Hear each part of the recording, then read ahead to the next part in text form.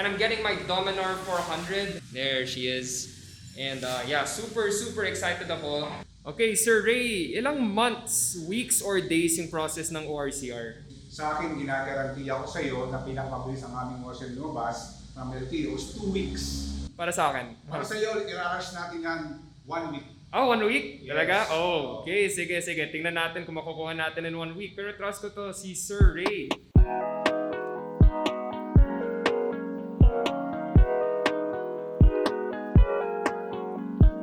First of all, here in the Philippines, it's known as the Kawasaki Bajaj Dominar 400 UG. Yes, in India, it's known as the Bajaj Dominar 400, but here it's assembled and distributed by Kawasaki Philippines. Even the manual says so. There's actually no mention of Bajaj here on this page. Congratulations on your purchase of the Dominar 400 UG, brought to you by Kawasaki Motors Philippines Corporation. And now that that's out of the way, I got mine in charcoal black, the only option we have here available. Previous models had blue and a sort of Kawasaki green, but if the UG had options, well, I'd still go for black. And para sa mga hindi nakakaalam, the UG stands for upgrade or upgraded version, and I'll explain why later. For the basics, we have a 6-speed manual transmission, 4-stroke engine, 4 valves, single cylinder, so it has more power at the low end, which is great for a commuter, which is what I use it for. And meron na tayong double overhead cam. The older version had a single overhead camshaft, so this one has more power, 5.5 horsepower more to be exact. It's liquid cooled, fuel injected, with a triple spark ignition system which I hear gives a better burn. We have a 373.3cc displacement which gets us about 165 km per hour top speed. But I have seen other YouTubers push it up to 190 plus km per hour, but I guess those are tuned. We have a max power of 40 horsepower at 8,800 RPM and a torque of 36 nanometers at 6,500 RPM. Next up, we have a 13-liter fuel capacity which should be good for long rides or for days of work. Fuel consumption is at 23 to 25 kilometers per liter under city conditions, which is exactly what I have myself. But on the highway, which I haven't done yet, they say it can reach up to 25 to 30 kilometers per liter. Either way, super sulit ito for a big bike. And again, this is thanks to the fact that we have a single cylinder, which isn't bad at all because one of the most popular beginner bikes out there is the KTM Duke, which also has a single cylinder. In fact, the Dominar and the Duke share the same exact 373.3cc engine. And to cap that all off, we have a 193 kilogram weight, which is pretty heavy on paper, but I came from a way lighter 110 kilogram scooter, and I'm happy to say I adjusted pretty well and quickly to the difference. I mean, if you practice and use it every day, you'll sync up with any kind of bike regardless of the weight. Just don't get a bike that's too powerful for you if you don't have any experience with any bike at all. It's cool to have a big bike, but it's even cooler not to get injured or worse because you won't end up riding at all.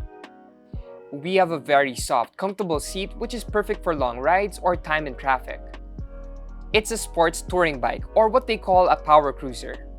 The riding position isn't aggressive like a pure sports bike, so you have a very comfy stance on it, which is great if you came from a scooter like me. It's one of the things that made the transition even easier. And that's one reason I'd recommend it as a first big bike. But yeah, you can always lean in and go attack position if you want more aerodynamics or to keep the wind off your chest. Next, we have full LED lights for the front and the back, so you know they'll last long and they're super bright. There's a couple of modes as well, like headlight mode, pilot mode, and of course, high beam. And yeah, the turning lights are LED as well. I also like the negative display on this too. It adds to that Batman vibe. My only complaint here is there is no specific turning light indicator. It shows both left and right at the same time as if you were on hazard lights, so if you're not aware, you might be signaling to the opposite direction you're going for. And that can be really dangerous on the road. So aside from weight, that's another non-beginner quirk for this big bike, and it's something you're gonna have to consider every time you get on the bike. We also have a second digital display, and I do not recommend getting a tank bag if you want to be seeing this. But yeah, you can see your trip meter, the time, and the gear in case you don't want to see it on your main display. But I don't know why you wouldn't want it on your main display though. It's kind of bad practice to look away from the road too much, and the second display is kind of out of your vision if you're wearing a helmet.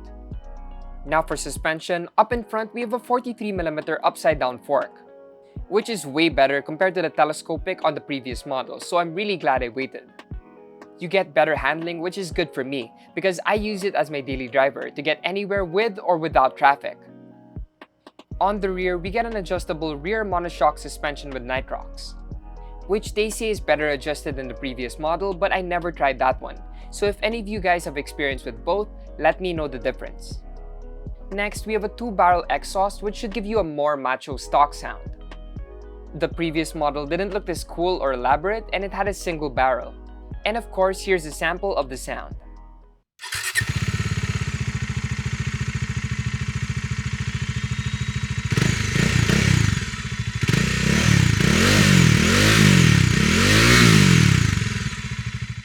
I like it.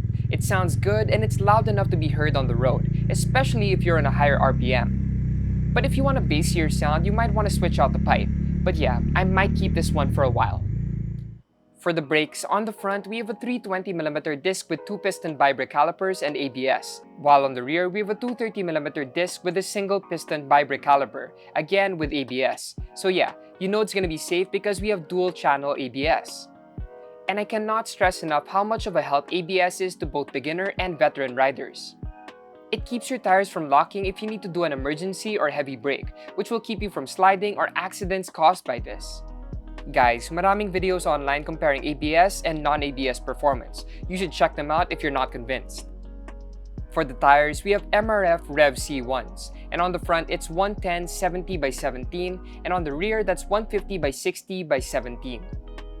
For the seat height, it's 800mm, and I stand at 5'7.5" or 5'8" depending on the shoes I'm wearing. And as you can see with these pictures, the seat height is perfect for me.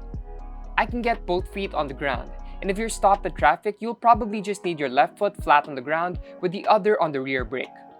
We have a 157mm ground clearance, and I haven't had any problems despite all the humps I go through every day. And last, we have the nifty features I love.